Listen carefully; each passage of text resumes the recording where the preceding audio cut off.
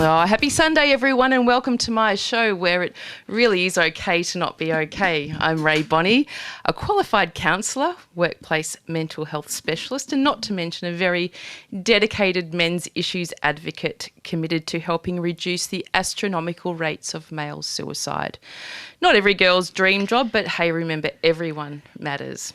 It's the third month of the year and we've managed through horrific bushfires and find ourselves adapting each day to the staggering effects of the global coronavirus, not to mention the alarming absence of toilet rolls on our supermarket shelves. But it's during these uncertain times that our connection to each other is critical for our safety and well-being. And sorry, I'm getting a bit tongue-tied already in the show. But speaking of connectors, we just heard from the beautiful and talented Michelle Ciccardo and her sidekick Alex presenting the very popular Italian program. Now, Michelle is almost the sole organiser of most of 3WBC's social events, and thank you, Michelle, for keeping us connected. Did you know people who are connected with their workmates often have better physical and psychological well-being, which can contribute to their much better mental health? Feeling connected, cared for and validated is a fundamental human need, and without it we don't function very well. And in the workplace, being connected can contribute to the personal health and safety outcomes that positively impact efficiency, productivity and ultimately the bottom line. Now, it was almost 33 years ago that I met a remarkable girl on the 42nd floor of the ANZ Tower at 55 Collins Street in Melbourne. That's Australia for our international guests. We recently caught up after many years to reflect on our connection and what it meant then and now. But also in celebration of International Women's Day, we'll celebrate this remarkable woman's work over the decades, connecting people across the world to higher education and creating opportunities for so many to engage in academic pursuits that may have been out of their reach. Tricia Roessler, welcome to the show. Hi, Rae. How fantastic to be here. Thank you. I know. I can't believe we were actually just saying before we went on air, 32, 33 years later, would we have ever thought that we would have a discussion even about menopause back then? I don't think we could have ever imagined that. Because we were working out, I think I was 18 or 19. And I was a few years older, so I was about 25. And Yes. it was I had just moved to Melbourne from Canberra, where I'd been working, and I knew no one, and except for my then boyfriend. And I came and started work in this place with this smiley, friendly, bubbly young woman who was full of life, still is, and that was you, Rae, and you were a tremendous friend to me back then. Oh, thank you. And we probably didn't recognise the impact back then, but, you know, you talking about coming all the way from Canberra for this job that you really didn't know, in hindsight, much about. And struggled with, let's be frank. So for the audience, we worked for an organisation called the Australian Bankers Association, which is an amazing organisation that connects our banking industry. But this was back in for me it was 1987. And we worked for a remarkable man called Dr. John Marsden, who was Director Research, not Director of Research, Director Research, and he's a very well-known economist and still is. But yeah, you were employed as an economist. Yes, even though I'd stressed, I'm not an economist. I had an economics degree and I thought I'd said it about 100 times, but clearly it didn't permeate. And so there I was on my first day being asked to come up with all these sort of economic indicators, and I just went, oh my goodness. So I think I realised fairly early on that I wasn't a fit. But I had made the move for good reasons, to be in Melbourne. So it was about trying to make the best of it. And I think in an environment like that where I really felt like a fish out of water, the importance of having good, strong friendships was just crucial for keeping me sane. Because not only had you moved from Canberra, but your origin is Brisbane. That's right. So I as soon as I graduated from University of Queensland, as is often the case, I think, with a lot of people, I had no plan, and I applied for one job and I got it. And you got it. And that was in Canberra, and I remember crying as I left home. Oh. And because I was the youngest in my family, I thought my parents wouldn't cope without me, and my mother poked me and said, "Go, we'll be fine." And that's one of the best things that someone could have done. Wow. So at age 20, I packed up my meagre belongings and moved to Canberra and had a marvellous 4 years working as not as an economist, but for the Department of Finance in Canberra. Yeah. Is your mum listening in today? She might be if the grandchildren tap her in. Well, she's listening in. Congratulations and happy International Women's Day to you for raising such an amazing woman and poking her in the ribs and saying, "Get out of here." That's right. But when we did meet, and, you know, back then we weren't talking about things like mental health or how we're feeling. We just had to get on with it, and I don't think I even recognised then that perhaps you needed any special support, because I was a little bit in awe of you, being, you know, a little bit older but also this very accomplished woman, and I didn't have an education at that stage. And No, and I was thinking about that, and, you know, would I have... I knew you were always destined for something bigger. I wouldn't have been able to guess what it was, but, you know, you were, if you were like still raw material at that stage, you know, always obviously very keen to learn from people. And I think that's really evident in you now, that you still want to learn as much as you can and listen to people and try and understand the world in a broader perspective. And I think I always saw that in you. I just didn't know where it would take you. You probably didn't either. no, but you probably helped me emerge that feeling every day when I wake up, to know that I'm going to learn something else. Yeah, no, that's a really strong driver, and I really admire that in you. Yeah, no, it's fun. But one thing I did learn, and I was doing a bit of digging around in preparation for the show, was one of the projects that we worked upon at the Australian Bankers Association was BARS, and it stood for the Bank Armed Robbery Reduction Strategy. So we were literally going, I didn't get to go, but I almost did, going into jails and interviewing people who had perpetrated armed robberies. And it was so basic. And I think back then, there were only, in that year, only 500 armed robberies, and now have significantly reduced. So no doubt Yes. due to our work. Due to our work. Well done, us. I really think that's a very funny project too, but a worthwhile project. But, you know, whether Yes. we were equipped to be doing work like that. Well, I don't know, because it was very, very and it just wasn't well managed, I don't think. And I remember getting the data and typing it all into this report, which is now research that is still being used. Well done today. That's fantastic. Yeah. But I think what that brought home for me was also, I don't know any guests that are listening in right now, but we're in Studio 2 here at 3WBC, and there seems to be a bit of a commotion going on. Wild child somewhere. Outside. So, yeah, it's not in our studio, but anyway, someone's connecting out there, which is the focus of our show today. But working on that, realising that people do it hard, and understanding that whole iceberg analogy of what you see at the tip of the iceberg. You don't have any idea what's going on for people. And I think, you know, the interviews that came through from those offenders, not condoning violence or not condoning bank robbery at all, but what sends people to those places, often, you know, there's quite a big story behind that. Sure. So that's probably where some of my empathy started. But I do have another significant time where you and I started socialising together, and, you know, I was a bit grown up for my time. I had a boyfriend and I was pretty much married by the time I was 20. Child bride. Very lucky, by the way, you know, very, very, very nice boy. And we came over to your house one night in Rockley Road in South Yarra, and you served us cold seafood soup.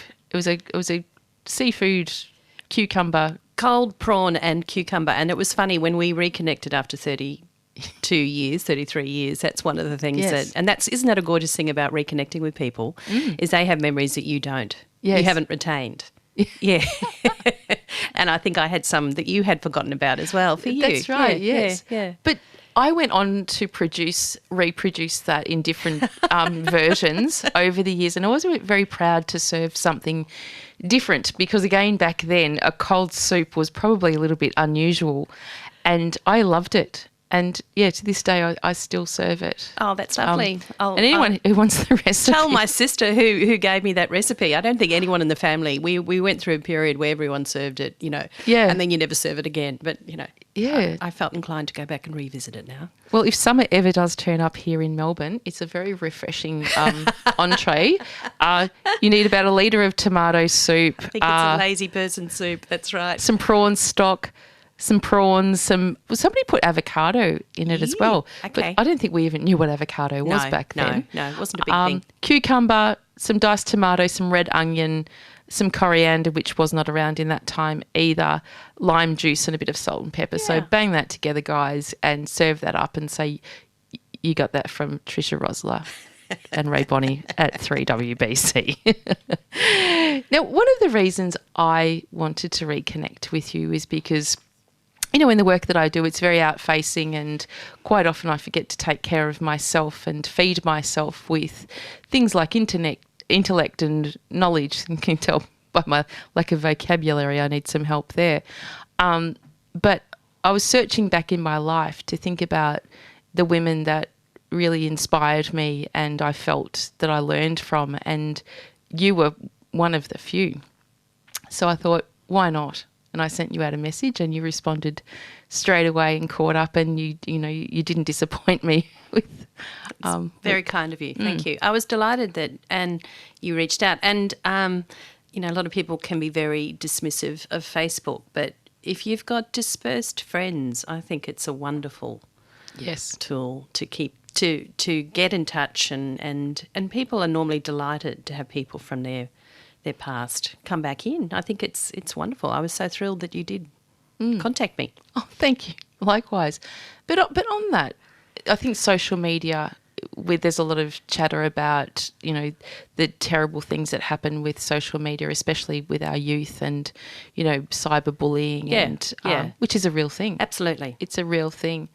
But balancing that out to how do we start using social media for better outcomes, and how, we're still catching up with ourselves on social media, aren't we? We really didn't know what the impact was going to be, and then before we could even grasp it, it had taken us over. Yeah, and I think people are aware of that it's become this beast that we embraced it early on as something that was just so fabulous without thinking about any of the downsides. Yes. And I don't know whether I'm just being ageist, but I just think I'm really grateful that I didn't grow up as a young girl with facing some of the pressures, and boys facing some of the pressures that I think the young people do.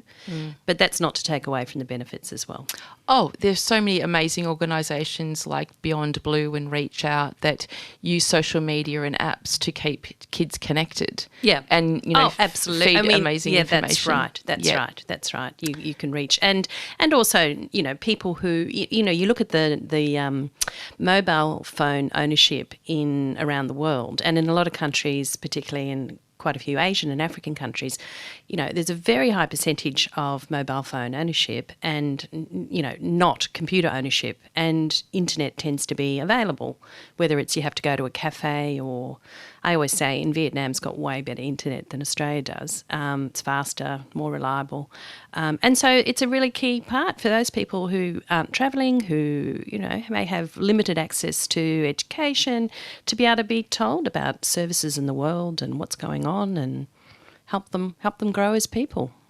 It's interesting. I'm going to talk a little bit more about this in a moment, but yesterday I had, a great experience of catching up with Russell Brand in quite an intimate setting, and he talked a lot about his addiction to social media and his mobile phone, and but I also caught up with Deborah Lee Furness, and wonderful woman. She is a wonderful woman and does amazing work in the world. Not only is she married to Hugh Jackman, and they're the first questions you want to ask her, but, she commented to me about social media and her children, that she's concerned about their use of social media. And, we're talking about the kinds of ways that, connection is good. And she didn't know that, our aged population, especially men who populate a lot of our suicide statistics, men 80 plus, are very, very prone to suicide, that social media is a very, very good avenue for them to be connected. Oh, okay. I didn't know that either. So that's really especially interesting. farmers. Of course. Yes. Yep. And there's lots of research being done through the universities around connection through social media, and I think that that's going to start emerging some better trends and better ways that we can increase security and also increase better ways of using as well. Yeah, and I also think thinking about older people too. There's going to be nearly all older people in Australia will be tech savvy in some way, but it's not there yet. So I think that they are missing out on a lot because we've all moved on. But they're more tech savvy than we think. And I might be thinking of the sample of one. Yeah. Who's that? Anyone in mind? My lovely mother. Who may or may not be listening in. But it's interesting, just going back to our meeting with Russell Brand yesterday and, some of the misconception about him. And, he had a very small part of his life where he was acting out some things around connection and then was able to, collect some data on himself and recreate. And it was really inspiring to see him speak yesterday, but also the way he cared for people in our room. Now, I was at the 16th Street Actors Studio in Glen Huntly Road, and, it's a very humble establishment run by an amazing woman called Kim Credulous. She's quite incredulous, That's actually. A great name. But she, if you look back, sort of, Australian movies back in the 80s, you'll see Kim there. But she is a very respected acting teacher and has taught at the VCA and the National Institute of Dramatic Art at NIDA. She also tells a beautiful story about she went to school, acting school with Russell Brand at some stage, but also went to acting school with Colin Friels. And she tells a story about how who wouldn't be attracted to Colin Friels, and it was many years later that she got some feedback to say that he had the hots for her as well, but nothing, she hadn't enacted on it, but it was a pretty funny story. But anyway, we were all there yesterday, and it was surprisingly, for me, a group of quite young people. And my assumption was that it would be people who were probably from the acting community, but there was many, many people there who are currently living with addiction or in the 12-step program recovering. And the way that Russell was with those people was just the love, the care, the kindness and compassion and directness that he used in addressing these people was, I still haven't contained it myself. No, that's great. You can see that it really made an impact on you. Oh, yeah. And he's an awesome person and he's got such gravitas about him. But there's step 4 of this 12-step program, and he's very funny at the same time and very, very inappropriate. So he's maintained his integrity in being inappropriate, but this moral inventory that he collects, so anyone who's sort of thinking about having a closer look at how they present in the world, and he starts with, what do I resent? And if I give an example of his story, he didn't realise this when he was going through his thing, and his mother developed cancer when he was only 7, and whilst that wasn't her fault, he really resented her for that because it really changed his childhood. Yeah, and also because he had to care for her as well. So his relationship with a mother was quite distorted. And so then the next column he drew was had the effect me because, and it was because he felt abandoned and didn't have this relationship. And then how it affects my life now is that he's having these, and this is back then, having inappropriate relationships with women and, being disrespectful and, cutting off. And, we all saw that played out in the media. And then his part in that is that he probably needs to do something about that, like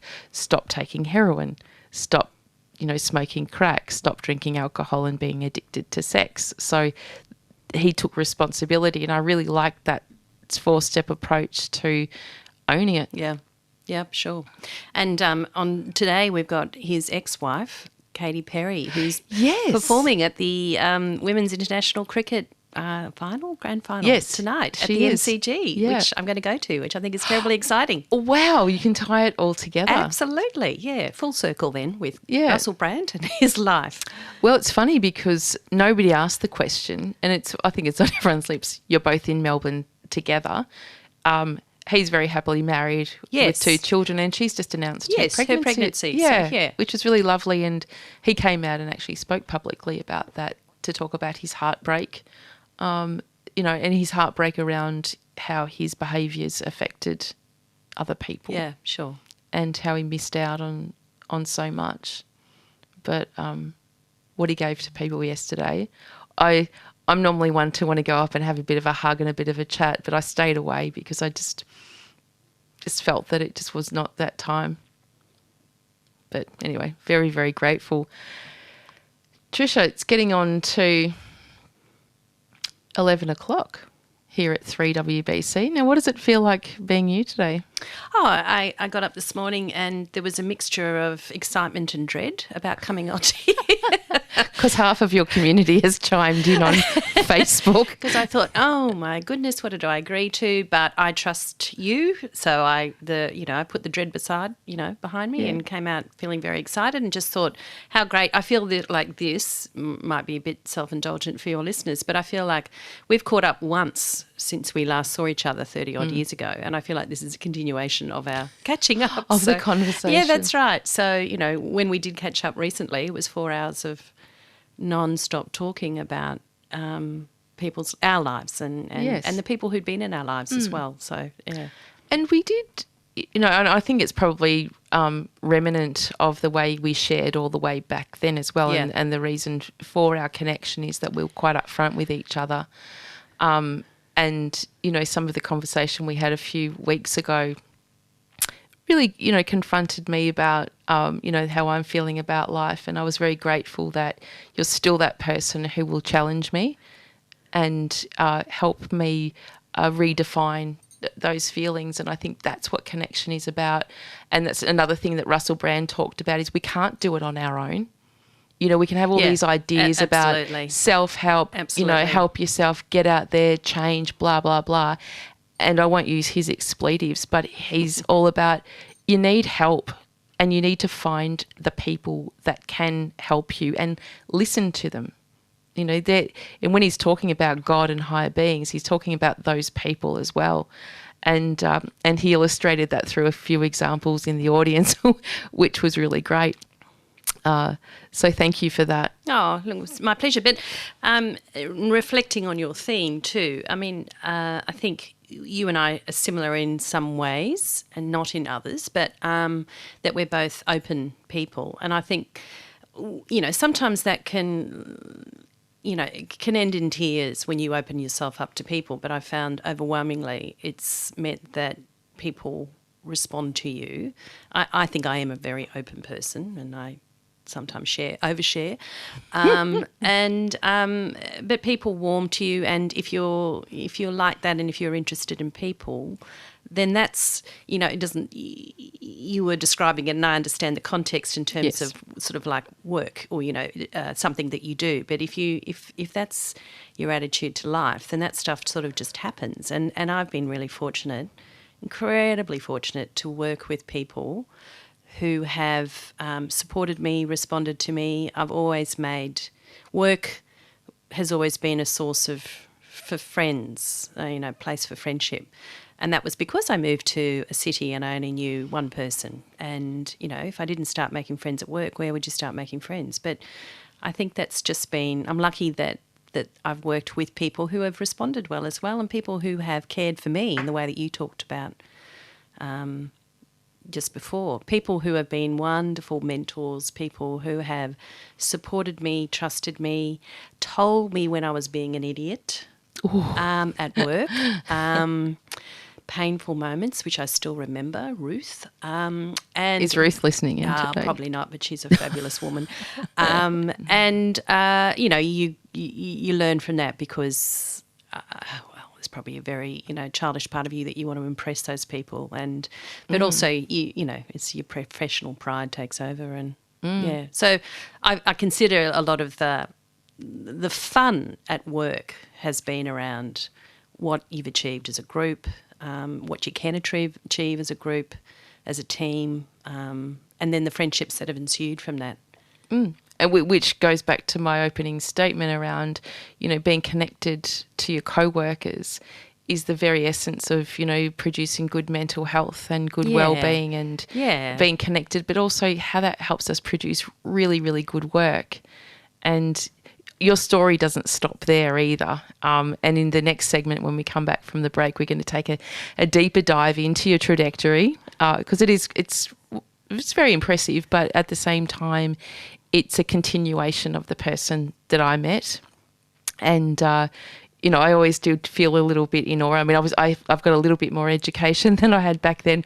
Jeepers creepers, like listening to Russell Brand yesterday, it felt like he actually ate an entire dictionary and not your usual Oxford concise. It goes far beyond that, and he speaks at a rate of knots that I can't imagine how a brain actually processes and so articulately. And imagine what it was like when he was on drugs. I don't know, but I have a little bit of a thing I do with the show, and it's a thing that's it's a special guest song request.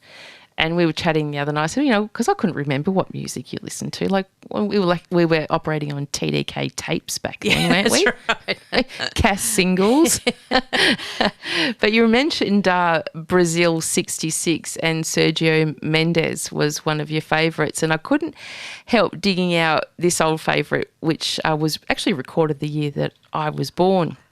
And it was originally produced by Paul McCartney. He wrote the song. And it's about a man who he's considered a fool by others, but whose foolish demeanour is actually an indication of his wisdom. Right.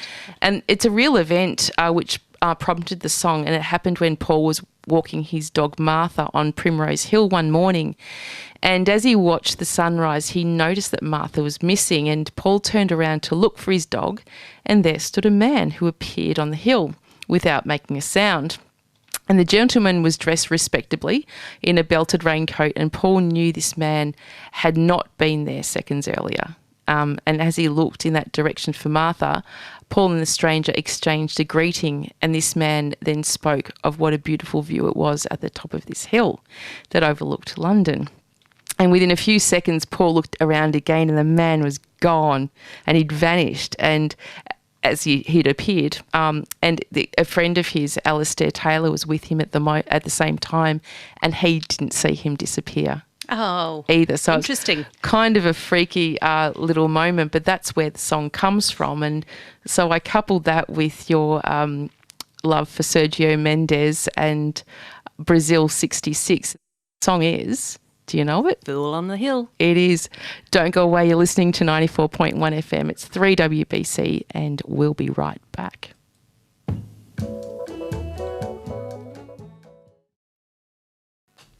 Oh, welcome back. The time is just 4 minutes past 11, and you're listening to 94.1 FM, 3WBC with Rae Bonney, joined by my friend and accomplished woman on International Women's Day as well. Her name's Tricia Roessler. Many of you know her as Patricia. No. No one? No, not even my parents. Really? I don't know. I don't know why they gave me that name. No one uses it. Well, do you know, I work with an organisation, Entertainment Assist, and we do some amazing work in taking care of the mental health of people working in the entertainment industry. And the chairman of our board, David Mann, he introduced me to radio, again, when I was about 22, much older than after we'd not seen each other. And he still refers to me in every board meeting as Raylene. And that was one of my questions before we met up because Yes. and I said to you, I tried to find you on Facebook as well, but because I had been searching for Rae Bonney, Yes. I had no luck. So yeah, anyway, I think Yes. yeah. I'm not a fan of it. No, and it's nice to respect people for calling them. But I do respect that David Mann likes to be entrenched, and David Mann is one of our kings of radio and has done amazing things for radio and still continues to do. So, David, if you're listening in, I love you. Now, what we don't know about Tricia is almost everything apart from the fact that we're friends and we met at the Australian Bankers Association. But in her role today, she provides expertise to governments, public and private universities, foundations and individuals focused on building and strengthening higher education institutions and opportunities for students in Australia, Vietnam, Cambodia, Laos and Myanmar. Is that how you say it? Myanmar. Okay, I'm not going to say that again. I won't say that again. And don't mention that again. But you are quite an accomplished young lady, and I would like you to describe. We're having a bit of a laugh here because we just had a bit of a private joke. Tell me. Roessler and Partners. Roessler and Partners. So a career, a wonderful career in higher education has led to where I am now, obviously. And I think I was hinting at, if didn't articulate properly, that I've never been very good at planning my career, hence the applying for one job and getting it when I graduated from uni.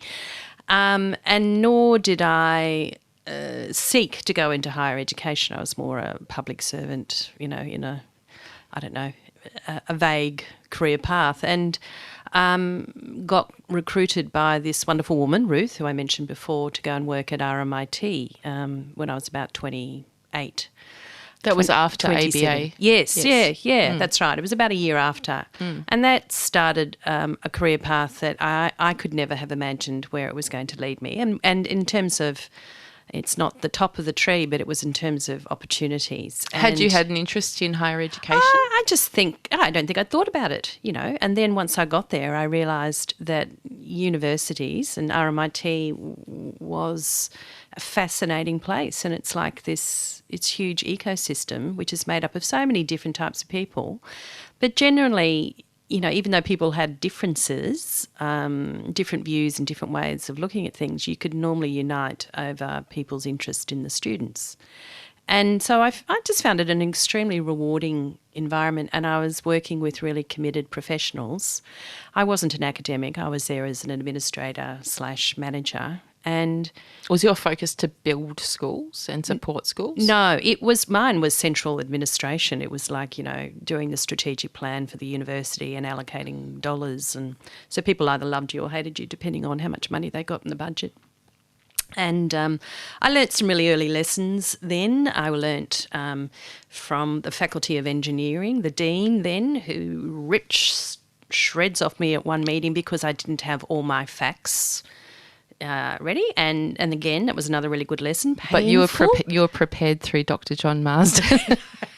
You were resilient beyond your years. Well, let's just say life has been a continual journey of building resilience, and it doesn't stop you from making mistakes, does it? But that was a really good lesson, that don't come, if you want people to come with you, come with your facts, and make sure you know properly what you're talking about, and other people instilled in that. And I think there was also that sense of you're in an academic environment, so people, there's a tendency to critique, and that's the nature sometimes of academic work. And I think I learned a lot from that experience. They love the proof points, don't they, and the facts? Yeah, that's right, and fair enough too. Yes. So that's right. Now you come prepared, but what happened, I had 10 years at RMIT in a number of different roles, and continued to get given really marvellous opportunities to build my career as a manager. But I think part of that was that I was told that not everyone loves you when you work at a university, but enough people thought that I could put myself into the shoes of academics and students as an administrator, and that's a really important thing. And I remember forming a group of sort of academics and administrators, which was called Bridging the Gap, which was trying to get the staff to, so there's not just that divide between. I think that's changed to a certain extent in universities now, but anyway, that was, a great learning experience. And when I left RMIT, I remember writing and saying to a whole lot of people and saying, thank you for giving me the environment to grow up in. And, Well, that's gratitude is just so powerful, isn't it? When we look back. And I really felt it. But if we continue, RMIT in the late 90s, early 2000s decided that it was in its best interests to focus on establishing a campus in Vietnam, and this would be the first foreign university. Why was that? I think it was strategic in terms of, Vietnam is such a great place for education because the Vietnamese, like a lot of Asian countries, place such an emphasis on education. It's hugely important. Family and education are two, and food, I'd say. Possibly food's at the top of the list for Vietnamese, which makes it a great place to live. But education is so important. People go to great lengths to educate their children, and the families contribute to other, their families, cousins, uncles, aunts contribute to the education of children. So I think Vietnam was very smart that it saw this young population. At that stage, the universities in Vietnam weren't of great quality. There were some exceptions. And it was just very smart work on RMIT's part. But it took them 5 years or so to be granted a licence to operate, and that's 5 years of really hard work. Wow. So in my mind, I go, what were you doing for 5 years before you could even? Well, I was lucky. I came in at the last year of it, and was working with a great guy, the Deputy Vice Chancellor International, David Wilmoth, and I was working with him in implementing it. And then a staffing mistake, let's say, happened in Vietnam, and they asked me would I go up there in the early days of establishing the university to go and lead the establishment of the university. So I went off with a bag packed for 3 months, and 8 years later I came back from Vietnam, not having worked for RMIT all that time, but having worked with RMIT, and we're coming up to an anniversary next year, May 2001, when we, a great team of people, including Trish Chapman, Kettering, we opened to 8 students from scratch. Wow. So there were 8 students who were prepared to take a risk with RMIT and grow with us. And I don't know the exact numbers, but RMIT now has a campus in Ho Chi Minh City, Da Nang and Hanoi, and it has at least 10,000 plus students. Wow. But just to be really clear, my contribution was in those first couple of years when it got off the ground and we opened the doors, and then other people have taken it on since. Yes, but it takes so much, I guess, courage and patience and resilience to work in those greenfield sites. Really. Absolutely. And I think we talked about this the other night, that if you knew what lay ahead, you'd never do it. But that's the great thing, and that's why I think I've always been really attracted to new projects, is because there is no rule book, there's no guidebook. No. And you just start and you go, every day you get up and you go, okay, what's the challenge going to be today? Do you know anything about the 8 students that started? Yeah. And actually, I can't remember. I know more about the 20. I think I was in a bit of a blur for those 8. But what I do remember is that with those 8 students, and there was about 8 staff, including me, at RMIT Vietnam, and every time we saw them, we'd say, how's it going? What's it like? You enjoying yourself? Da-da-da. They were just doing English. And after a while they said, stop asking us. It's like these poor students had a 1-to-1 ratio with staff. And so, and then the next intake was about 20. And one of those 20 who went on to do a degree with RMIT, I'm very good friends with, and I went to his parents' 40th wedding anniversary a couple of weeks ago in Ho Chi Minh City. So we've remained really good friends. And so how has he turned out? Oh, brilliant. Yes, what does he do? No, thanks to me. Well, he has a very interesting story in that the students, so we're doing it's a degree in multimedia, computer science and multimedia, and for one of their subjects they had to go and get work experience. Well, he went and set up a company. So he stood out from an early age, this is Yum, and that company then continued on for quite a while, became a marketing branding company, very successful in Ho Chi Minh City, and he's now gone on to bigger and better things, sold that company and moved on, but a very successful, not so young man now, 36. Yes. Yeah. Oh, young compared to some. Compared to us, yeah. Yeah.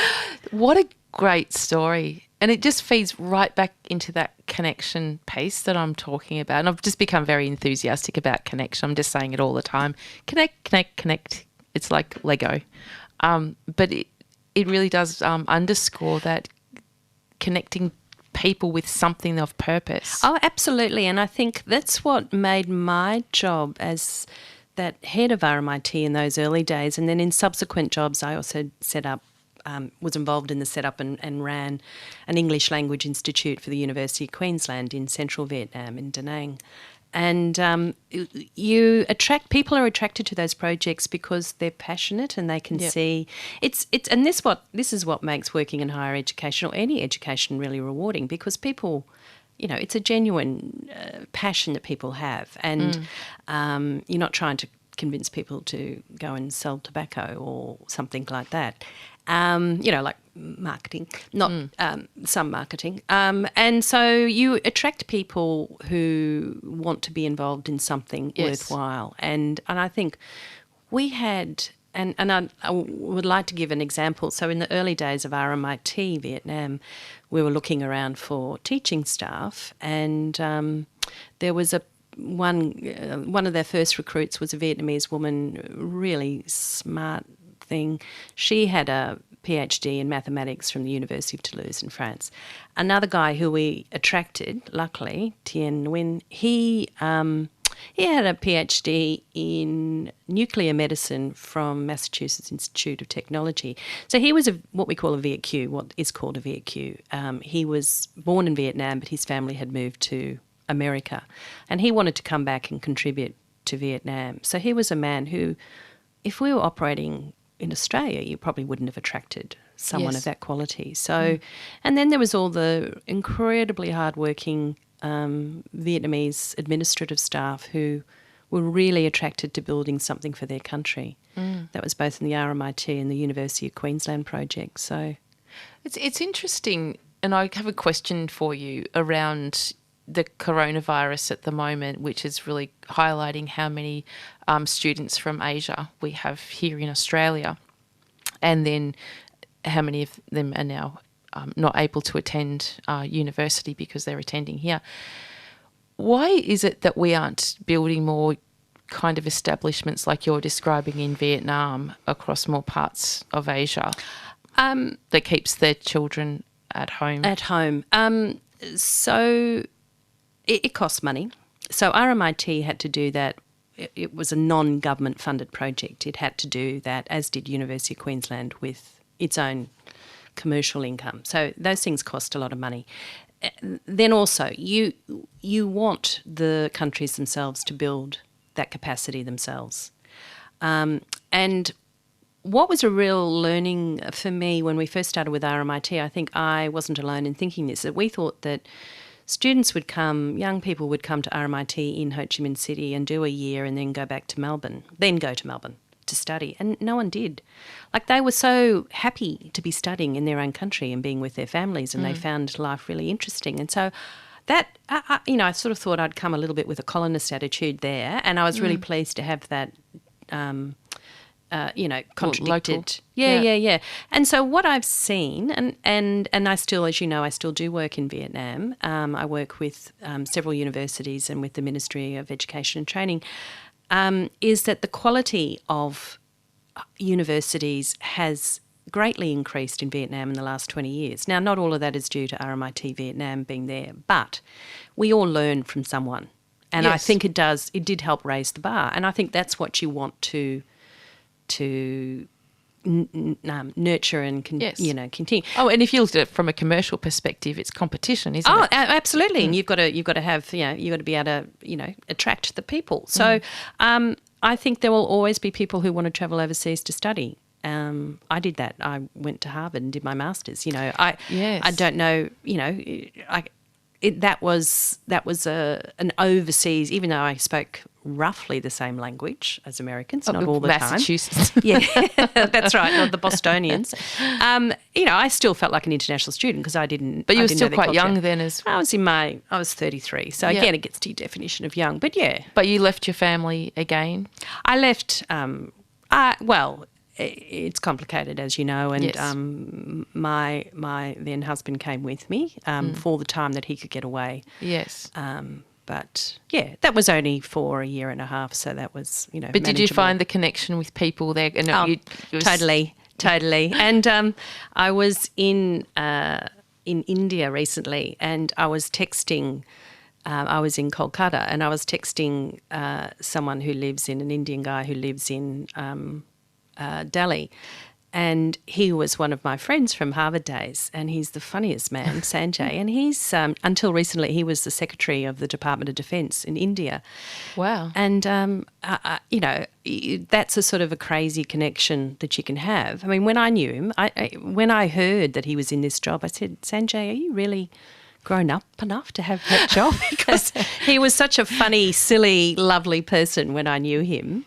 But there were people there who were destined for really great things. And I always used to joke that, if I wasn't running a small country by the time I was 40, I'd consider myself a failure. But I never did get to do that. But I no longer consider that a failure.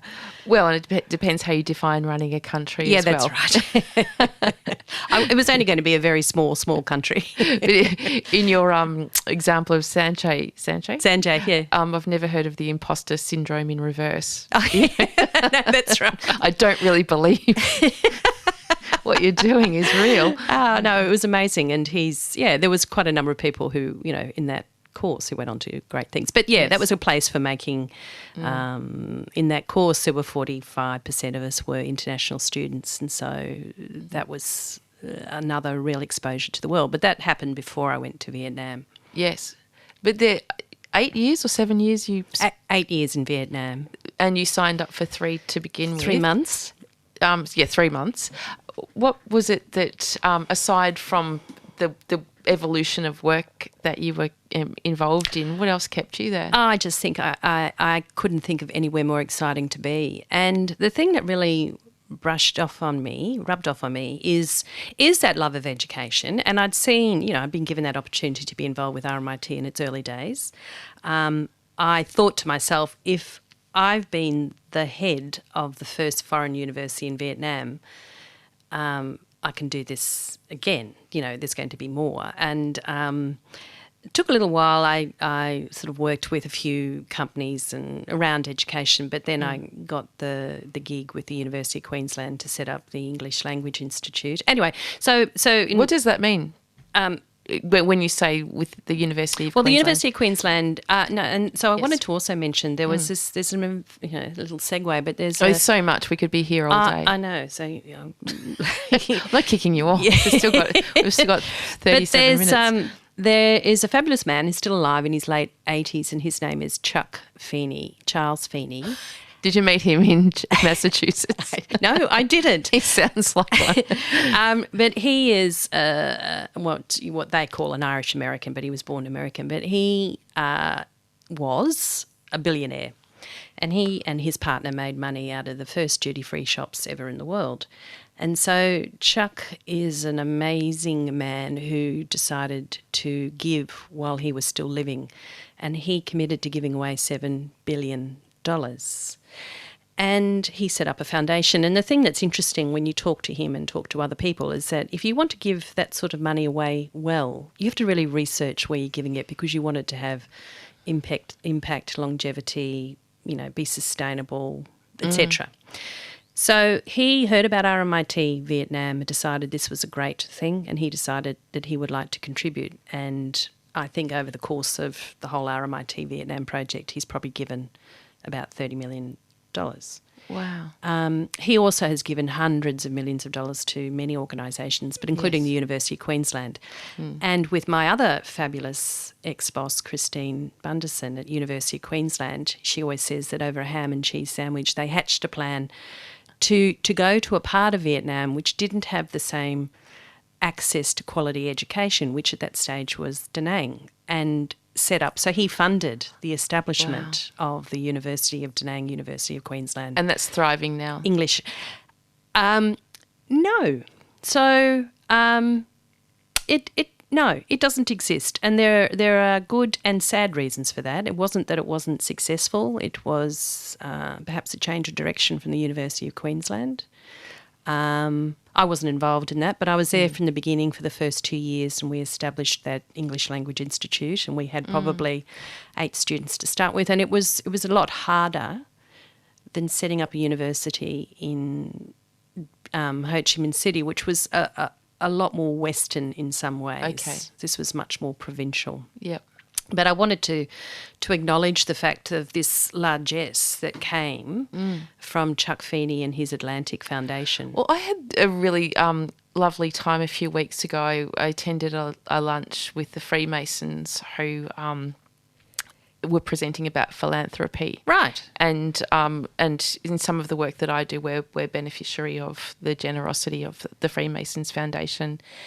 And a woman, I can't even remember what her name is, but she came and presented on what philanthropy actually is as opposed to funding. Yes. And it was, I knew it in my head, yes. but when she described it, and I wish I could remember her name because she was such a good presenter, that, you know, do I have to say it again? I'm not going to say it Philanthropy. Again. Yes, but what you're describing with Chuck, I imagine if he's, you know, dedicating that money to a certain project, then you have the freedom to be able to. You have, what I think you have is higher than average motivation to make it work. Yes. So you go, you know, if this man is prepared to fund this project, it did give us, I mean, University of Queensland may not have put $4 million into Vietnam to start with, but that was a collaboration, that was a connection, and I think that Chuck worked with people who he connected with. Right. So back to your point about connections, and that was a very strong.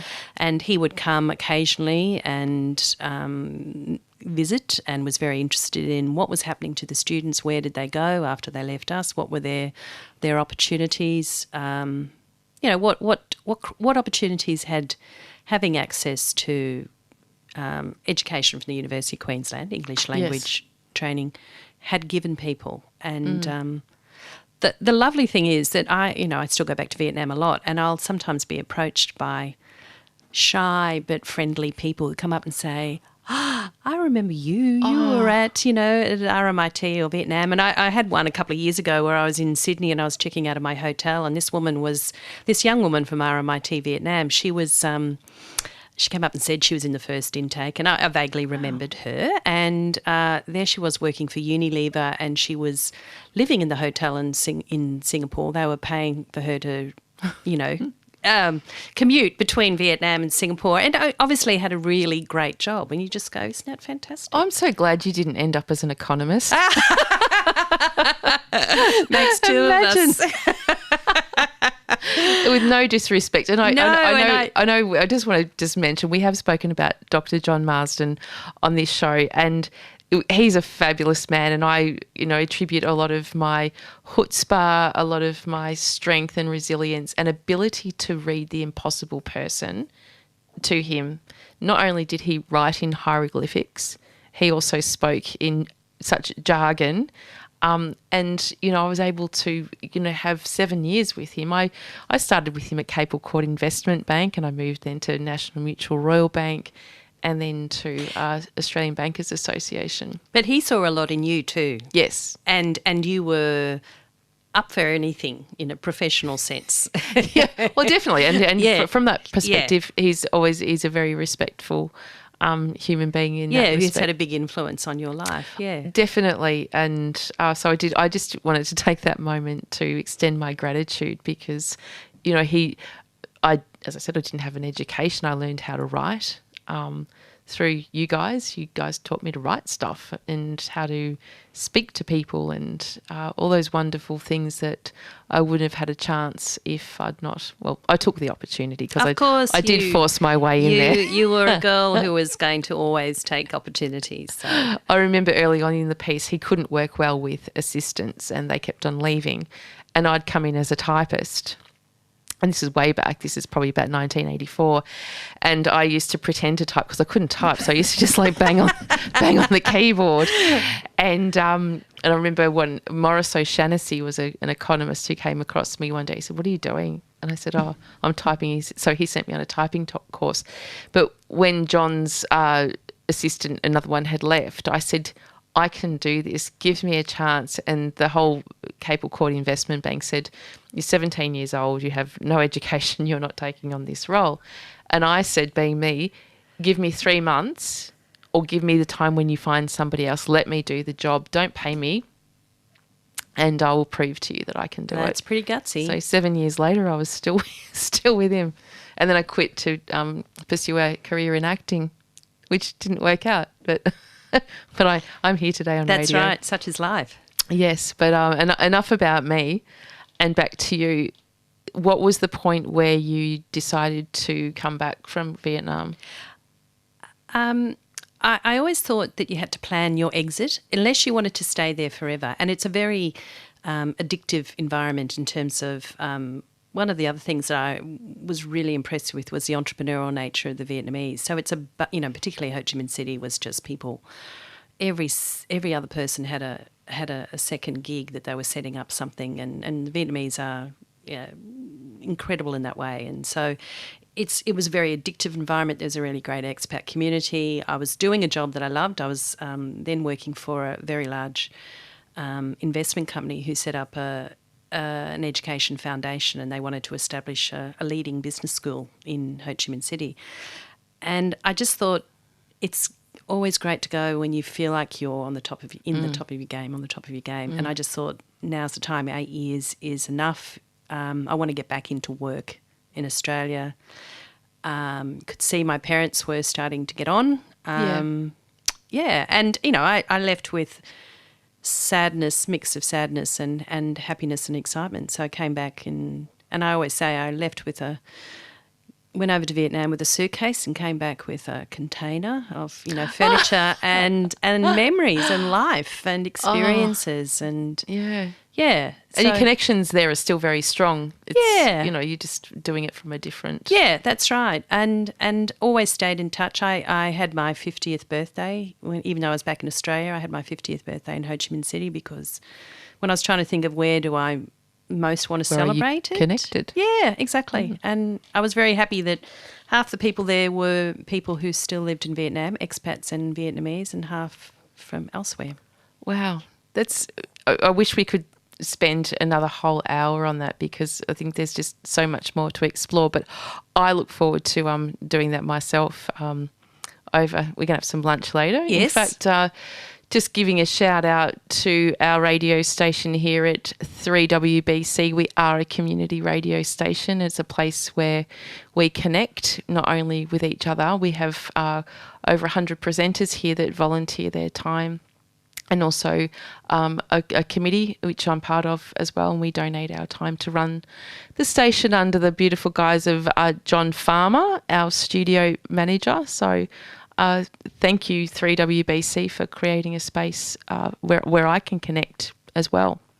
So we are going to go to one last break before we wrap up the show.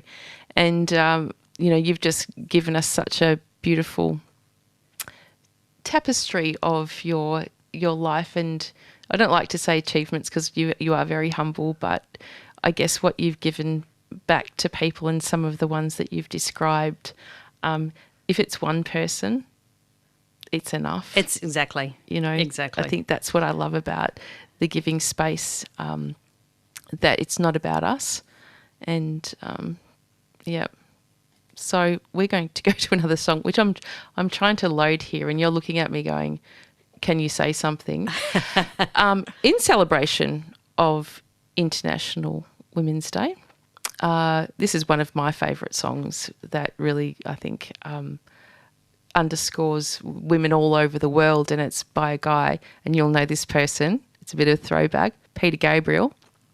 And Shaking the Tree was initially a lyrical idea by Youssou N'Dour, which I can't really pronounce. Yeah, How did I do with that? You did a good job, Youssou N'Dour, yeah. And he asked Peter Gabriel to try and find a focus on women's emancipation. And the tree, as well as being the national symbol of Senegal, is also seen in those old medieval sketches as masculine and the phallus, dare I say that on radio. And there's a famous engraving that Jung used of his man lying down with an erect tree growing out of a strategic point. And the idea of the song is for women to go out and take control of their own destiny and shake up the male establishments and try and work out. They tried to work out something that sort of resonated with Africa and the Western situation as well. Great. Do you know the song? I do. I haven't heard it for a long time, so looking forward to hearing it again. Well, here we are. Here's Peter Gabriel with Shaking the Tree. Don't go away. We'll be right back. Welcome back. The time is just 19 minutes to 12 and you're listening to 94.1 FM. It's 3WBC with Rae Bonney and my friend Tricia Roessler. Today we are celebrating being connected and her incredible career trajectory that has helped so many connect with education all over the world. Thank you, Tricia, for that. Thank you, Rae. And also thank you for sharing in such beautiful detail what you've been doing for the last 30-odd years. It's not only impressive, but, you know, just testament to the person you are and making change. And it doesn't stop there. Not only are you a woman of substance, but you're also a very humble one, aren't you? Oh, how do I answer that question? No. No, I like to do extensive background checks on all the guests that I have here, police checks, you know, working with children checks. That's right. And I had to dig really, really deep for this one, and I did find this quite a significant gem. You were awarded a member of the Order of Australia because AM is attached to your name here and there, but nothing really describes how, why, where, what and when. Yeah, so that was a rather generous gift from the Australian government, which recognised, the wording was that it was in recognition of my work contribution to higher education and business and community in Vietnam. So I was incredibly humbled and honoured with that. How would you rate your AM as opposed to appearing on my show to celebrate what you've done? Oh, there's no comparison. Yeah, yours is way above, yeah. Thank you. Now, we are moving towards the end of the show, but there was some other work that you started doing back in Vietnam, which now has resonated more recently here in Australia, and that's your work with the Good Samaritan in your position as Deputy Chair there, and they provide emergency crisis accommodation for women and children escaping domestic violence and homelessness. And we have chatted a little bit about that, and, you know, that's pretty significant work considering it's voluntary. Yeah, and I wanted to also acknowledge there's another person who's had a big influence on my life, and she's a Loreto nun called Trish Franklin, and she lived in Vietnam for 20 years doing really hard work. She had a Loreto Vietnam Australia program, and it was fundraising and contributing content and a whole range of things to children who were from disadvantaged backgrounds, whether they were poor or disabled or whatever, in Vietnam. Sometimes people who society tends to forget about. And is she like a bit of a Mother Teresa? Oh, she's far more interesting. Can I say that? She's very grumpy, Mother Teresa. She's also, Trish Franklin's alive, so that's the other difference. But Trish got me involved in volunteer work in Vietnam, and one of the lovely things that she got me doing, she had been very heavily involved in a school for the blind, and I said, I'm looking for something, you know, else to do in Vietnam, and she got me having English conversation lessons with 5 blind Vietnamese university students, and that was just amazing, and it was just so fabulous, and they were the most incredible kids. You know, they had no supports at university, but they'd got themselves there through having gone to the blind school, which the Loreto Vietnam Association had helped. But then when I came back to Australia, I said to Trish, she was still in Vietnam, Trish, I need something else in my life here, and she connected me to this Good Samaritan Inn, which is, as you said, a women's shelter. And I started there 2 years doing overnight sleepovers. So there was a paid worker, but I'd go there as well and help only once a month with helping serve the dinner and sitting and having talks with the women and their children. And it was a huge eye-opener for me. And I always remember I used to go there thinking, I wish, on the day I'd say, I wish they'd ring up and say they didn't need me. And then the next day I'd walk out of that place feeling, 10 feet tall and all the better for having been there. And then that led to a position on the board and then becoming chair. And then I actually left last year after 8 years. I think it's important to refresh both yourself and organisations. But that was just a wonderful experience and wonderful too. I was always so impressed with the women that I spoke to, and I'd always say to them, you are so incredible that you've found your way here. And sometimes there'd be people who hadn't been in Australia for very long.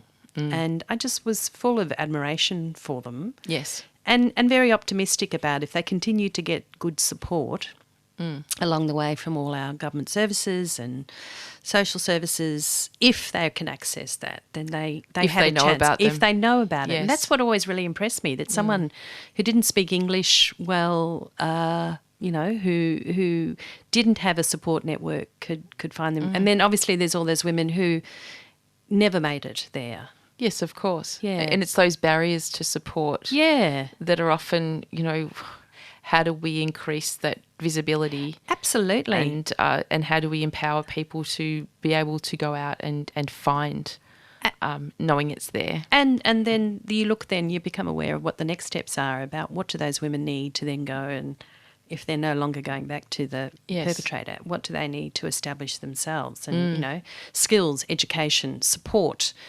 counselling, finances, there's a whole range of things. And so I also got interested I didn't get involved, but just the fact of how do you continue to build those women in a way that you do with university students. You build skills and confidence. It's funny, I saw Russell Brand unravel a woman exactly in that position of being, quite horrifically violated in her relationship, and using that 4-step approach that I described to you before. And it was so powerful to empower this woman who was so incredibly courageous to stand up in front of us and talk about her experiences, and but then having Russell help her be enabled to manage herself better and not go back to that situation, which was where she was heading for. Yeah.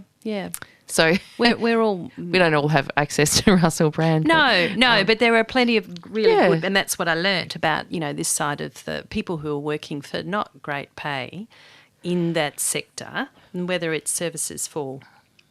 And you'd see that too, people who are working in those social services.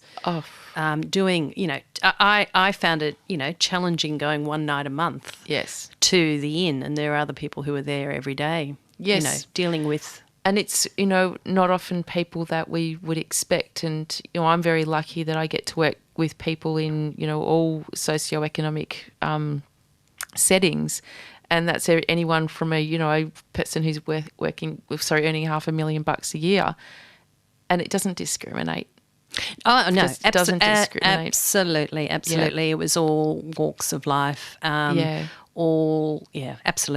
But I was going to say too that, we were talking before about resilience, and I think, a big shout out to all the people who work in providing those social services, that they're able to keep doing what they're doing, absorb an awful lot of hurt and anger, but continue. And they need, everyone's love and support and connection. Absolutely. And that's a very important part then that's of their mental It's just health. such a no-brainer, if we feel connected. And it's like even when you're walking down the street or in the supermarket and someone just smiles at you or has that little conversation. Which can make your day. The uplift. Yeah, that's right. It's immense. It is immense, yeah. I just got a text message from Rose, my daughter, well known to the show, and she's actually outside waiting to come to lunch with us. And she said, damn, the doors are locked. I was going to come in. But that uplifted my day to know that she's actually outside. And she's early, and that's fabulous. That's even better. Yeah. Now, oftentimes during my show, people can experience feelings that might feel a little bit uncomfortable. So if you do and you need extra support or connection, and quite often not everyone has the benefit of having beautiful daughters like Rose or beautiful friends like Tricia. Many people are here, for example, studying from other countries and don't have anyone. Lifeline is a really good support service and it's free, so you can call Lifeline on 131114, have a chat, and if you don't connect with the person very well, hang up and try again and get someone different. Good advice. Yep. And it's not rude, it's not disrespectful, but that connection is really, really important, and we don't oftentimes always connect well with people. Suicide callback service, again, is a fantastic, very empathic and useful service. If you're worried about someone, give them a call. If you're worried about yourself, the number is 1300 659 467, and emergency services are there for emergencies. 000. If you feel like it's an emergency, it is an emergency. Now, feedback, we love that. I know half of your world has been tuning in today. We will produce this show through my producer, David C. Chandler. He will get this up on the YouTubes probably in the next few weeks if you missed out. But if you want to give me some feedback, you can contact me at rae.bonney@3wbc.org.au. Look me up on the socials. You just type in my name and there's no other. So you'll find me. You'll find Brandy Rae Bonney or Bonnie Rate. You know, that's another one you might find. Coming up next, the divine Paula Hogg. She also gets a bit jazzy and works in the entertainment industry. Paula's off today doing some work with Moomba. Did you know Moomba was on today? Yeah. In the back of my head, I did, yeah. Moomba? Let's get together and have fun. Zig and Zag aren't attending anymore. It's possibly a good thing. But they still have the boat thing. Yeah. What is that, the thing when you make your own flying thing? So I not being Melbourne born and bred, I disclaim, knowledge of these things. But Gabby's going to be presenting, I think, well, she didn't say what she was presenting, but I'm assuming it's going to be some kind of a lazy Sunday afternoon. She's a very, very accomplished presenter.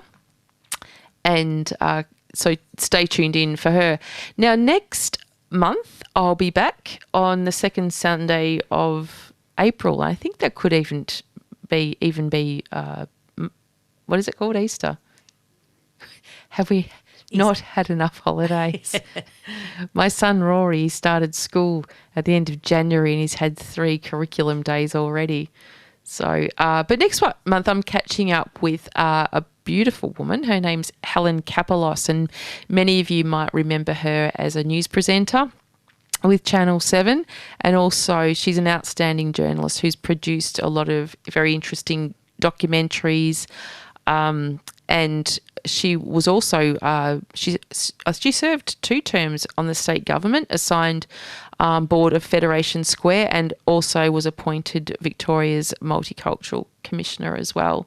And I understand she's got a few other quite exciting things coming up. But Helen's another fantastic example of women here in Australia that are doing great work and flying the flag for what can be done, and also donating a lot of her personal time to causes that go very much unrecognised. Good on her. Yeah, so I'm looking forward to that. Great. Stunning woman. She's very beautiful as well.